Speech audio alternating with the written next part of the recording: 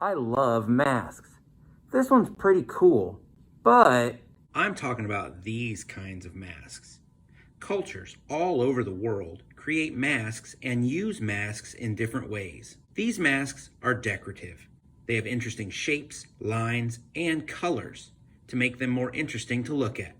Many masks are functional. That means they do a specific job, like these. Even functional masks can be decorative. Both of these masks are functional, but one is decorative. It has the image of a Kandinsky painting printed on it, and the other, I think it used to be a pair of underwear. Today, Today, we're going to design and draw our own decorative mask. I guess if you decide to build it one day, you can determine if it's functional or not. Let's design this mask. We need some paper. We need a pencil. I'm also going to use this big eraser because sometimes the big ones are a little bit easier to use. To begin, we're going to make the shape of the mask. It could be a shape that you're familiar with, like an oval or a rectangle. It could also be an invented shape that you've created yourself.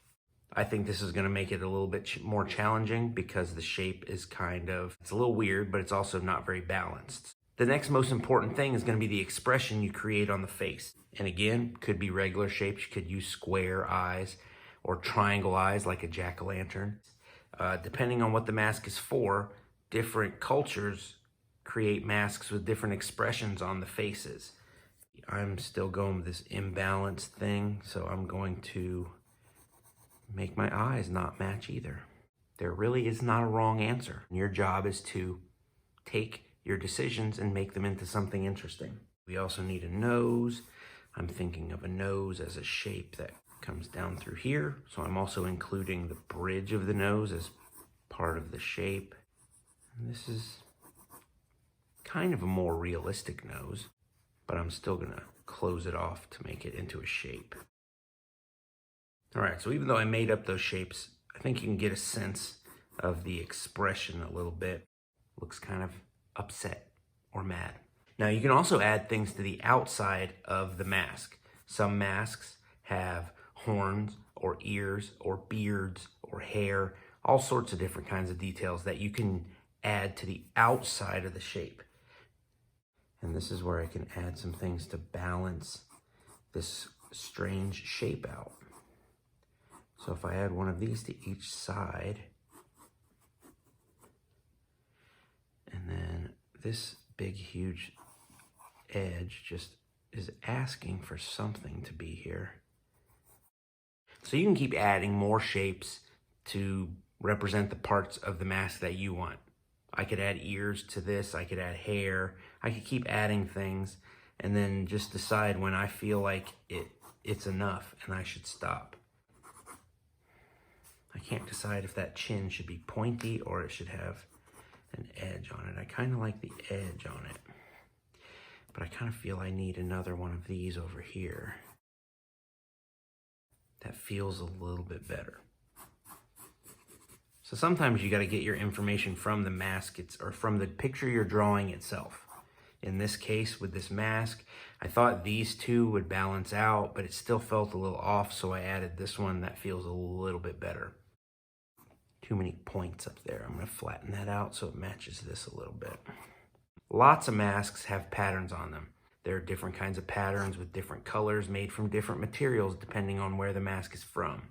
You have two options for this. You could put a pattern that covers the entire mask, or use the details of the face for breaking the mask into separate sections. For one, I'm feeling like this should keep going up.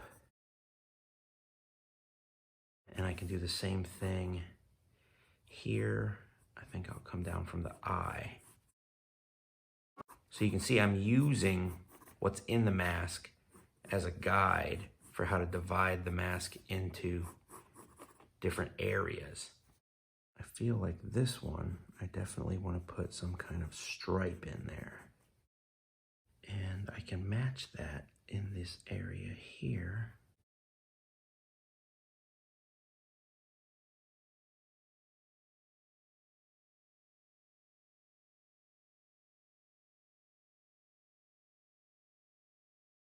think it's time to add some colors. Because of the expression on the face, I feel like I should go in a dark direction. So I'm gonna pick some darker colors to use. One of those is definitely gonna be a red. I'm tempted to go with black, but I don't really wanna use black. I think I'm gonna go with a dark blue. Let's go with a yellow for a little bit of contrast. It's a play on the primary colors, but I use this dark blue so that it feels a little bit more in line with the tone. I'm gonna use a lighter blue to outline everything. It's still dark, but not as dark as that dark blue.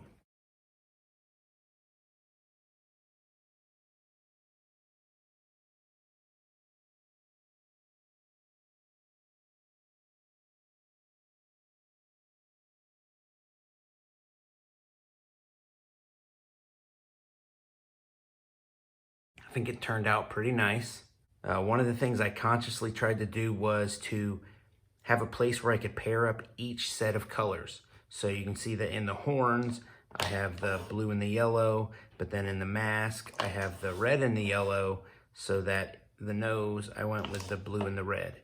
One of the things I probably would have done differently would be to start with the yellow. You can see that it's sort of smudged a little bit when it hit some of the other colors. So I probably would have started with the yellow first. You could decorate the background, but I'm thinking of this as like an object. So I'm designing a mask that, even though I'm not gonna go out and build it, I could. So I'm gonna add some shading underneath it. So there's a shadow next to the sketchbook that's being cast by the light that's over here on the right. I am going to do a similar effect, almost as if the light, that same light that's on the right, is casting a shadow underneath this mask. So I have to just determine, well, how big of a shadow? It looks like it's really thin over here, like maybe the width of a finger. So we're gonna go with that over here.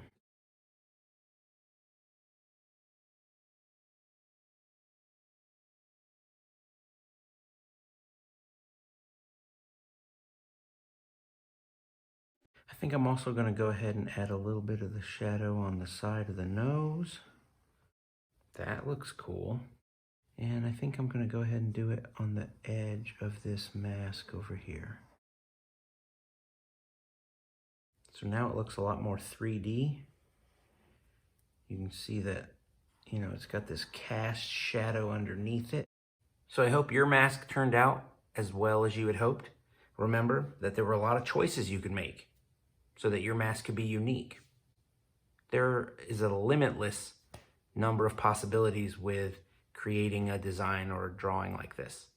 Hopefully you like this one. Try another one, make a couple different choices and see how that turns out as well. And I'll see you next time. Bye.